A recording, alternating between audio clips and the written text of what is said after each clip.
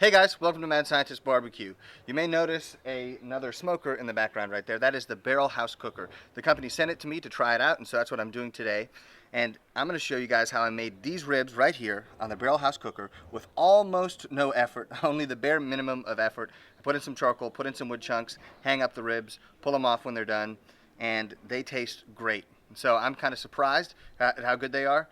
But I think you guys are really going to enjoy this. You get to see how easy it is to cook on that thing. Don't forget to give this video a thumbs up if you liked it and subscribe to the channel for more.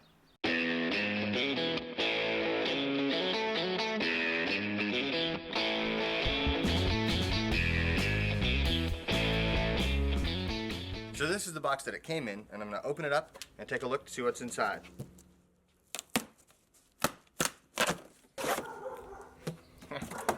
Cool. Here's the lid. Huh. This is a little heavier than I thought it would be. I guess this is the base for the air intake here. It allows air to come up and provide oxygen to the charcoal at the bottom. Charcoal basket. And here we go. Here's the bottom. And that's everything that came in it. Inside the base I got some racks here. So I can get these guys out. Okay. 2 grill racks. Oh no, 1 grill rack.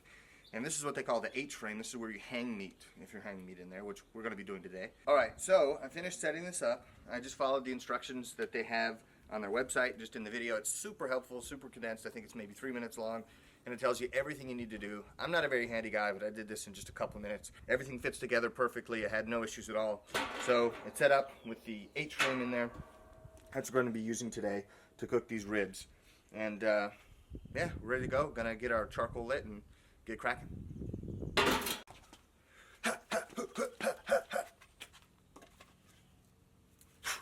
Alright, so for today's video, I'm going to be breaking all the rules that I usually use when I barbecue. So for instance, I usually burn an all-wood fire. Today, we're going to be using predominantly charcoal, and then we're going to use a little bit of wood just for flavor, not really for the heat at all. Another rule that I'm breaking is I'll be using lighter fluid. So the whole purpose of me trying to figure out how well this cooker works is for the average Joe who doesn't want to spend hours and hours tending a fire. For me, that is a boatload of fun. But for most people who just want barbecue, they're thinking, man, if I could just get some barbecue and all I had to do was put the meat on there and then, in a certain number of hours take it off. Well, my goal today is to test that out. And so what I'm going to do is what would be the easiest possible way to do it, and I want to test the quality of the barbecue that you would get doing it the easiest possible way. Alright, so I filled up this charcoal basket in the bottom with about 6 pounds of charcoal. That should be like to the top of this side right here. And there are 2 methods that they recommend using to light the charcoal. The first is with a charcoal chimney, and I think that would probably be a better method because I don't ever use lighter fluid. But today, as part of this experiment, I'm trying to figure out what are most home cooks doing. And so the good thing about this cooker is that it's all about convenience. You set it, you come back when the meat is done, and that's it. You don't really babysit it. You don't have to do anything. You can have ultimate convenience. And so I was thinking, well, what are most people going to do? They're going to use lighter fluid. Most of the people who want to take a lot of time probably wouldn't use lighter fluid, but most of the people, I think, who just want it quick and dirty done, they're going to use some lighter fluid to get their charcoal started. And so I want to see how that impacts the flavor, what that's like.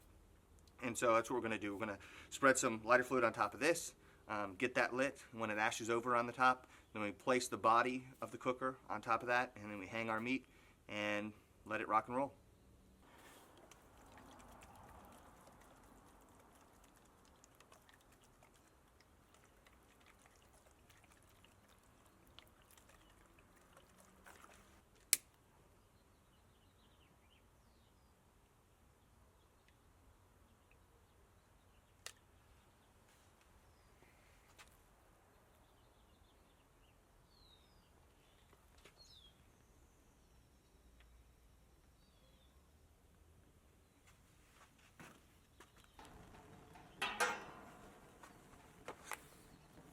Alright, so we're just going to wait maybe 10 or 15 minutes for this to ash over on the top.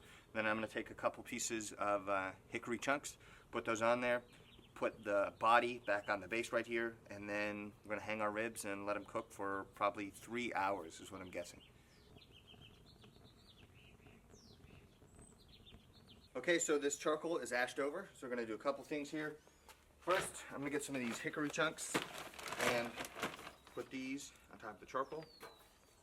There's one, there's two, and three. We'll try that.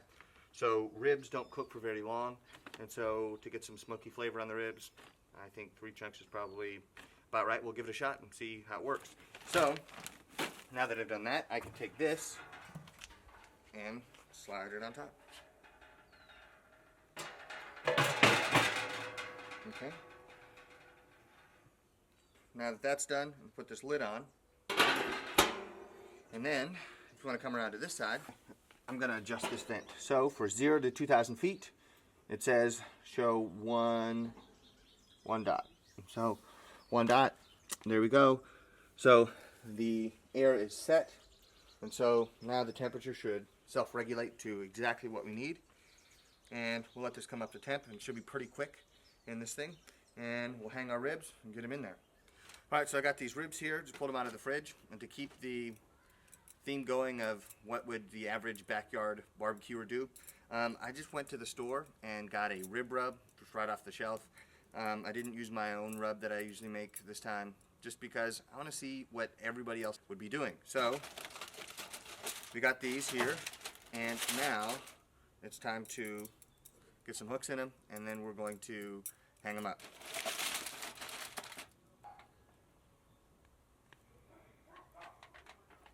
Alright, so I got these ribs hooked up. So you see that there are actually 2 of these in here. And so what I did is, just to kind of make sure it doesn't fall down, I put the first one in and then daisy chained the second one just underneath there. So I have 2 hooks in each one, and now it's time to go hang them up.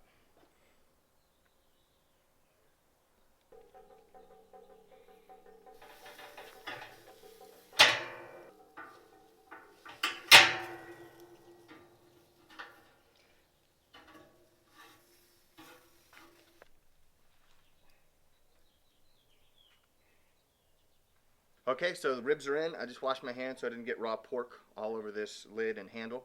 And so I'm going to stick this lid on. It is 11:10. And so in 2.5 hours, I'm going to come back and check on these things. Now, there are several unique things about how this cooker cooks compared to what I'm used to. Okay, so I'm used to an offset smoker where I burn only wood to get flavor. It provides both the heat and the flavor. Here, it's charcoal providing the heat and a couple wood chunks for flavor.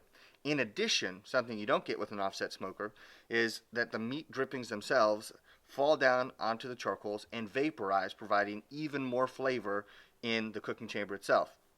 Now, I've never really cooked like that, and so this is going to be a new experience for me, and I'm going to see what it's like.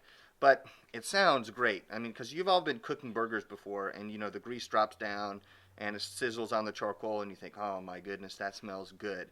So if I can get some of that flavor into these ribs, then that's a big win for me. Another thing that they don't do is a water pan. So some of these kind of upright smokers include a big water pan section to keep moisture in the cook chamber. I'm kind of 2 minds on whether or not the water pan is super necessary. So I've done cooks where I've loaded it up with water pans, my big smoker that is, and I've done cooks where I didn't even use a water pan just to try it out.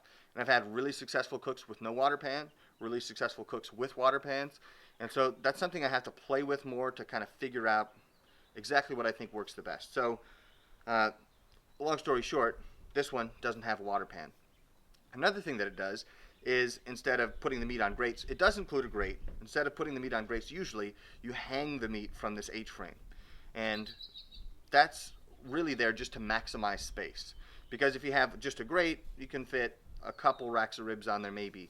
But hanging them up, you can fit, I don't know, probably 8 racks of ribs on here. And that is a big capacity for such a small space. Whereas my offset smoker weighs a ton, and it takes up quite a bit of room. This one is tiny, can fit in anybody's backyard, and is really simple to operate. So we're going to see how it works. Hopefully it's going to produce some really tasty barbecue, but from what I've seen so far, I really like it.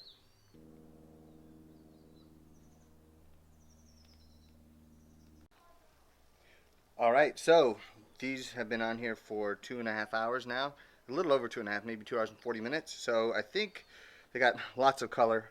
We'll see if that was the right amount of wood or not, but I think they're ready to get pulled off, and we'll slice them up and give them a taste.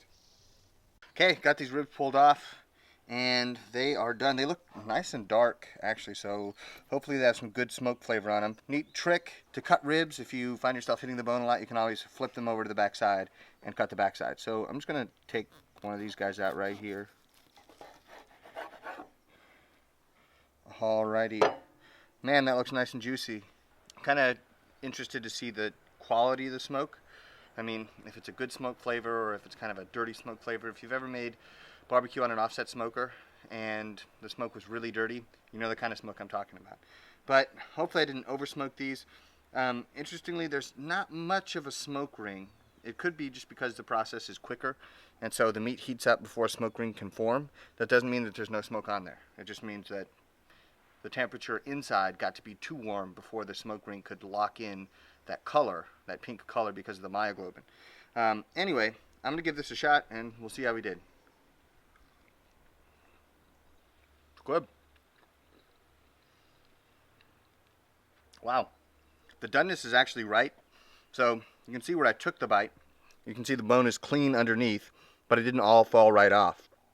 And so typically people want fall off the bone ribs, but technically you should have bite off the bone ribs. You don't want it to all just fall off and become too gelatinous to eat like real meat. But this is really nice. Actually the perfect doneness for these. I'm really happy with that. Also, the smoke flavor that it has is really good. I was afraid it would be a dirty smoke, but I think because I only put in a couple chunks of wood, the total amount of smoke was reasonable. It didn't get over smoked or gross or anything like that. It's actually super tasty. I'm going to take another bite here.